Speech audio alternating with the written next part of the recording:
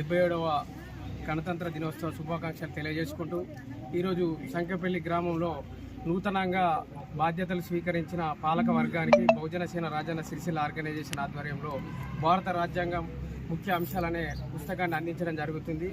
భారతదేశం అత్యున్నతమైన వ్యవస్థను భారత రాజ్యాంగం అనేది అందించింది.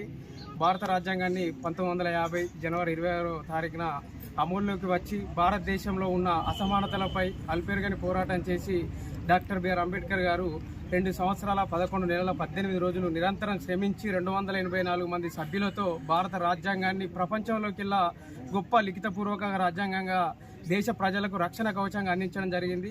అట్టి రాజ్యాంగంపై దేశ ప్రజలందరూ అవగాహన పెంచుకొని భారత రాజ్యాంగాన్ని అనుసరిస్తూ రాజ్యాంగం కల్పించిన బాధ్యతలను కూడా నిర్వర్తించాల్సిన అవసరం ఎంతైనా ఉందని గుర్తు చేసుకుంటూ దేశ ప్రజలందరూ భారత రాజ్యాంగాన్ని చదవాలని ఈ సందర్భంగా కోరుకోవడం జరుగుతుంది.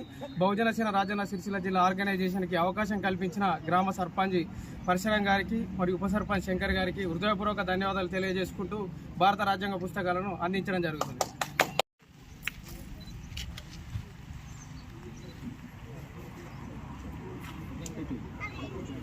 బాబాయ్